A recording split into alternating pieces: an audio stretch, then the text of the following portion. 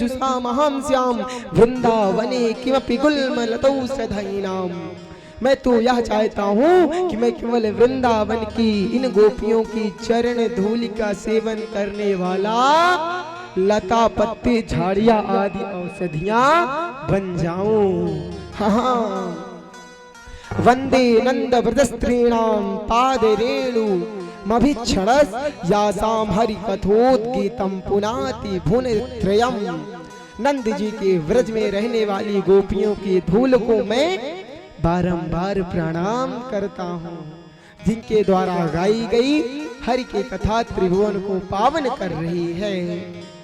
यहीं पर भैया 10वां स्कंद पूर्वार्ध का विश्राम होता है और 10वां स्कंद उत्तरार्ध में प्रारंभ होता है। अच्छा, आप सब लोग शांति से बैठ जाओ। अब भैया बारात की भी तैयारी यजमान जी हो गई है। शायद मुझे सूचना मिली थी कि गुरुजी बारात की पूरी फुल तैयारी है और ये सब बाराती बैठे हैं। हाँ, ये जान लीजिए आप। बोलो राधे राधे। शांति का परिचय दो बाल, ये जड़ वाली व्यवस्था क्यों लगा रहे हो? हाँ, अस्ति प्राप्ति कंसस्य महेशो भरतर सभा। कंस की 2 पत्नियां थी, अस्ति और प्राप्ति। जरासंध ने 27 बार आक्रमण किया। जरासंध ने 17 बार आक्रमण भगवान के पर किया। 17 बार भगवान ने जरासंध को परास्त किया है और 18 बार भैया काल्यवन को लेकर के आया तो भगवान मुचकुंद जी के द्वारा भस्म करवाया है। और भैया रण छोड़कर भागे थे भगवान का, इसलिए एक नाम पड़ा रणछोड़ राय। हाँ, बोलिए रणछोड़ राय भगवान की जय हो। और भैया रण छोड़कर भागे क्यों थे? क्योंकि उस समय ब्राह्मणों की रक्षा करनी थी उन्हें। हाँ, और भैया 24 वर्ष की अवस्था में भगवान द्वारिकाधीश बने हैं। अब सुखदेव जी महाराज श्री कृष्ण रुक्मिणी विवाह मंगल चर्चा करते हैं। बोलते हैं भैया कि दाऊ जी का विवाह रेवती की पुत्री, एक सतयुग के राजा थे रेवत, उनकी पुत्री रेवती के साथ हुआ। अब रेवती सतयुग की थी, इसलिए दाऊ जी से एक हाथ लंबी थी और दाऊ जी छोटे, तो कन्हैया चढ़ाते, भाभी बड़ी भैया छोटे। एक दिन दाऊ जी को आया क्रोध, निकाला हल और एक हल जमाया रेवती के सर पर। रेवती बरोबर में आ गई। बोलो जय सिया राम। अब उसके बाद भैया बोले राजा सिद्ध भीष्म को नाम विदर्भाधिपतिर महान तस्य पंचा भवन पुत्रः कन्यैका चवराननः। भीष्मक नाम के एक राजा थे और उनके 5 पुत्र थे, रुक्मी, रुक्मरथ, रुक्मबाहु, रुक्मकेश और रुक्ममाली। और एक लक्ष्मी स्वरूपा बिटिया थी, नाम था रुक्मणी। क्या नाम था? रुक्मणी। भैया महाराज भीष्मक अपनी कन्या का विवाह द्वारिकाधीश से कराना चाहते थे, किंतु रुक्मी घर का बड़ा बेटा था, इसलिए अपने जिद से ब्याह को सुनिश्चित कराया शिशुपाल के साथ। हाँ, रुक्मिणी ने सुना कि मेरा ब्याह शिशुपाल के साथ, दौड़ी दौड़ी भाभी के पास गई। बोली भाभी, भैया ने हमारा विवाह उस दुष्ट के साथ करा रहे हैं, मैं तो द्वारिकाधीश से प्रेम करती हूँ।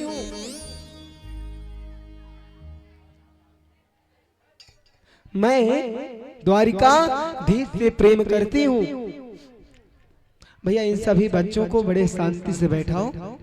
यजमान जी कुछ सबको भैया शांति से, ये जो अगल बगल ये चारों तरफ आवाज कर रहे हैं, चिल्ला रहे हैं, बैठाओ सबको शांति से।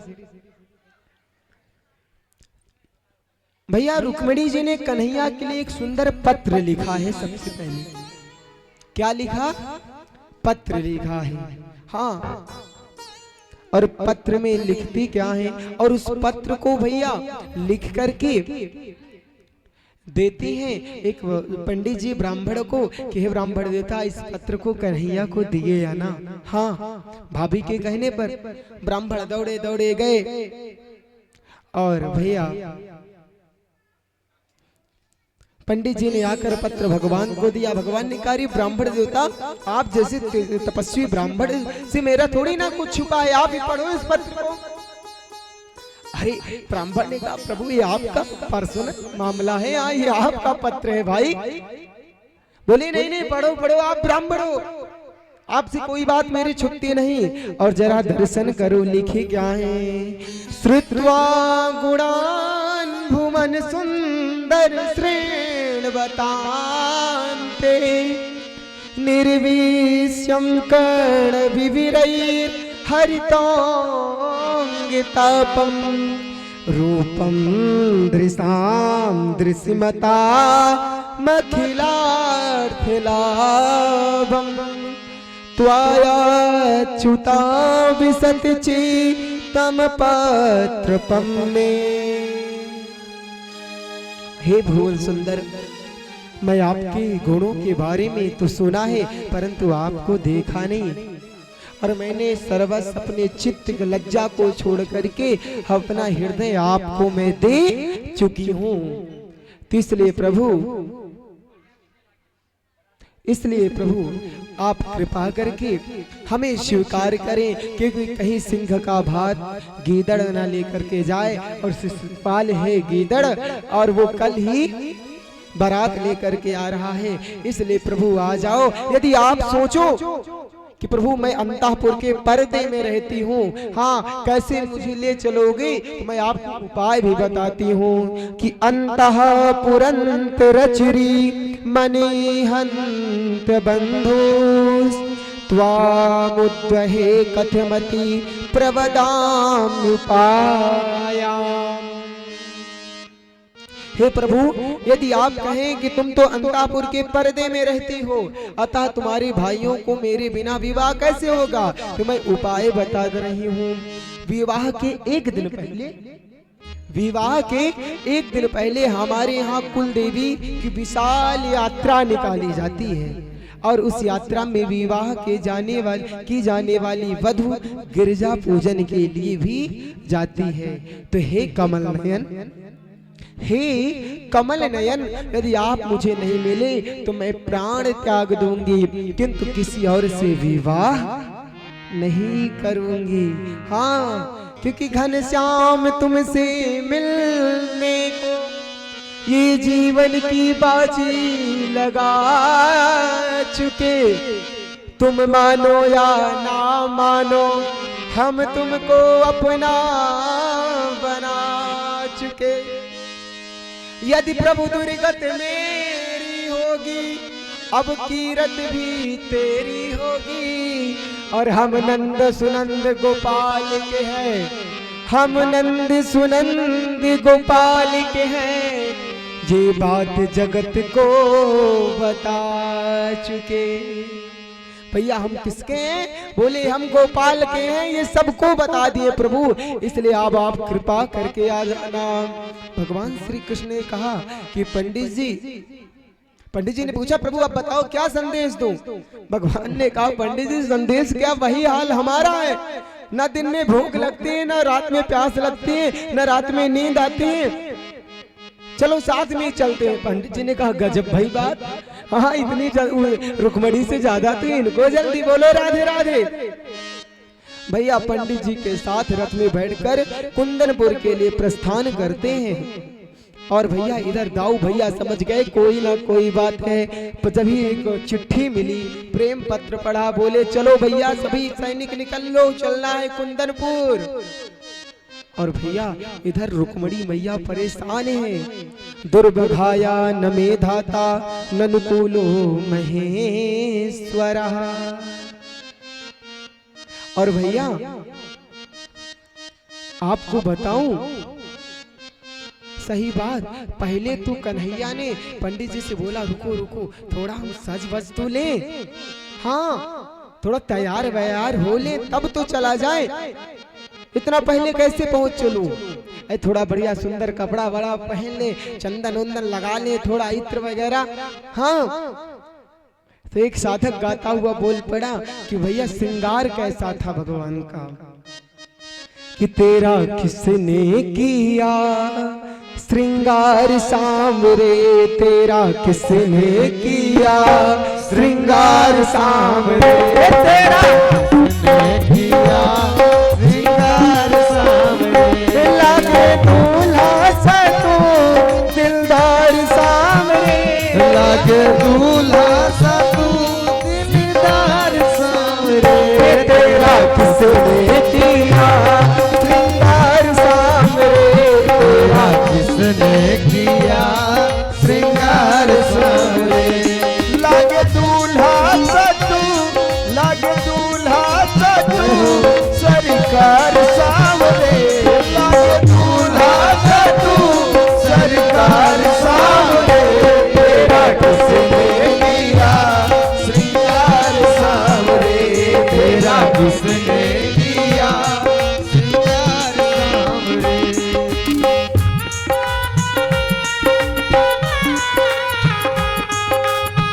जय हो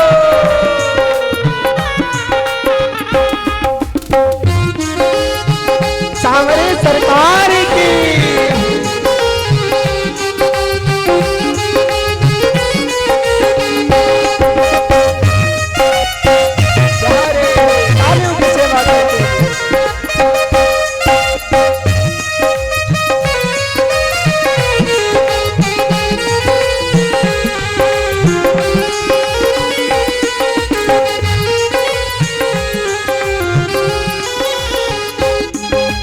मस्तक पर मलया गिर चंदन के सर तिलक लगाया, मस्तक पर मलया गिर चंदन के सर तिलक लगाया, मोर मुकुट कानों में कुंडल इत्र बहुत बरसाया, मोर मुकुट कानों में कुंडल इत्र बहुत बिगड़ाया हो,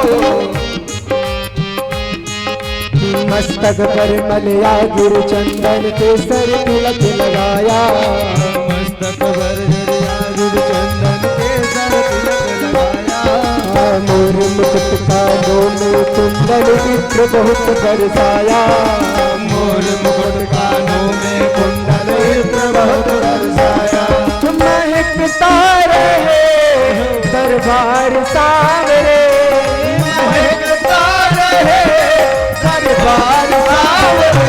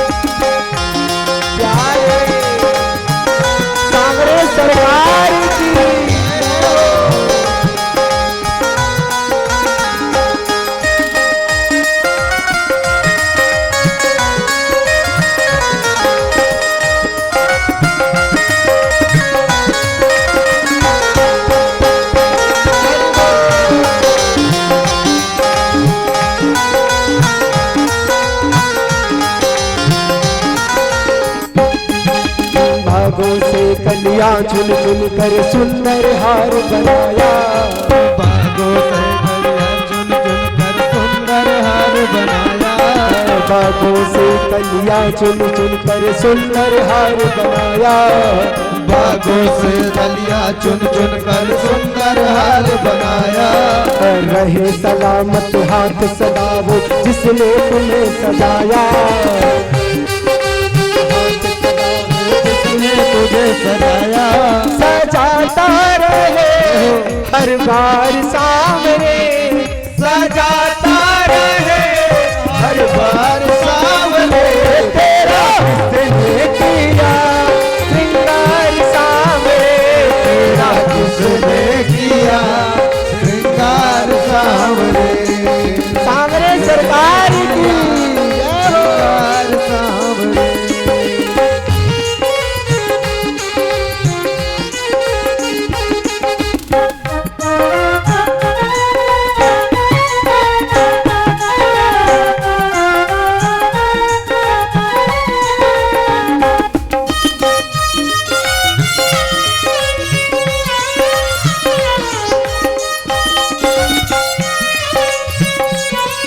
दुल्हा सरकार की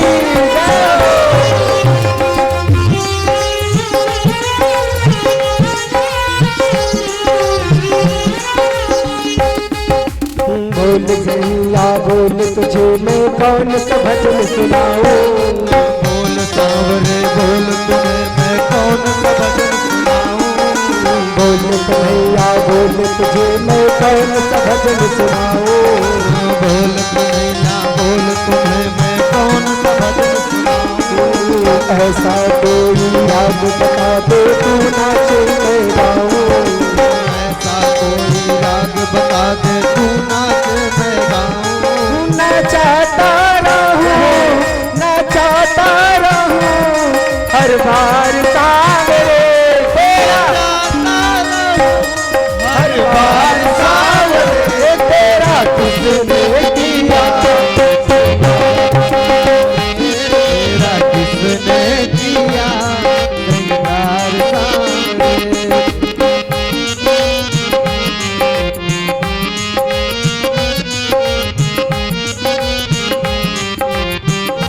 जय हो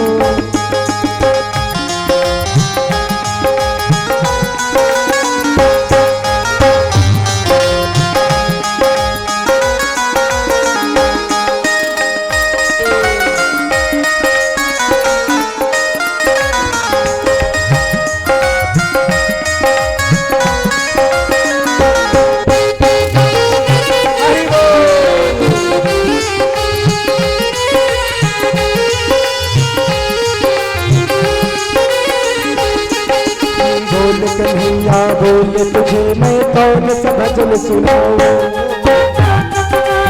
बोल तुम्हें मैं कौन सा भजन सुनाऊं, ऐसा कोई राग बता दे तू नाचे मैं गाऊं, ऐसा कोई राग बता दे तू नाच मैं गाऊं, नचाता रहूं हर बार सांवरे, नचाता रहो हर तेरा किसने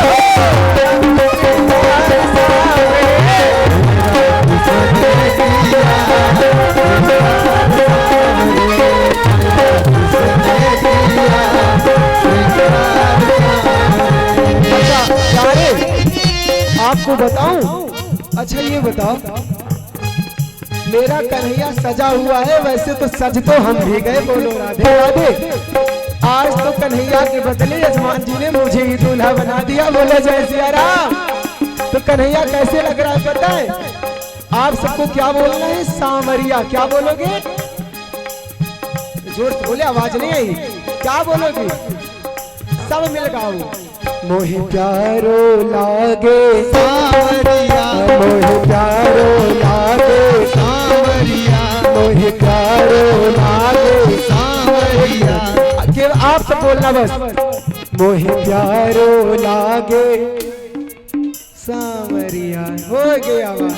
अरे ऐसे कन्हैया नहीं आने वाले, गाओ। मोहे प्यारो लागे सांवरिया, मोहे प्यारो लागे सांवरिया, मोहे प्यारो लागे सांवरिया, मोहे प्यारो लागे सांवरिया, आज दूल्हा बनो है सांवरिया, आज दूल्हा बनो है सांवरिया, जसमती को लाला सांवरिया, जसमती को लाला सांवरिया, मेरो मदन गोपाला सांवरिया, मेरो मदन गोपाला सांवरिया, तुम्हें प्यारो लागे सांवरिया, तुम्हें प्यारो लागे सांवरिया, तुम्हें प्यारो लागे सांवरिया, तुम्हें प्यारो लागे सांवरिया, तुम्हें प्यारो लागे सांवरिया। बड़ा सुंदर सज करके कन्हैया निकल चुके हैं प्यारे कुंदनपुर की ओर। और भैया इधर रुक्मणी मैया पहुंची है कहाँ? गौरी पूजन के लिए। और भैया आपको बताऊं, सैनिक भैया देख करके रुक्मणी जी को मोहित हो गए। कुछ पता ही नहीं चल रहा, जिसकी तरफ रुक्मणी जी देख लेती सब सोचते कि सबसे अच्छा मैं, कि मेरी तरफ मैया देख रही है। उतने में कन्हैया पहुंचे और झटपट हाथ पकड़ा और वहां से रथ पर बैठा कर 9 2 11 सारे सैनिक बोले मैं यहाँ खड़े क्यों? बोले भैया का रुक्मणी की रक्षा के लिए बोले उसे तो कन्हैया ले गया।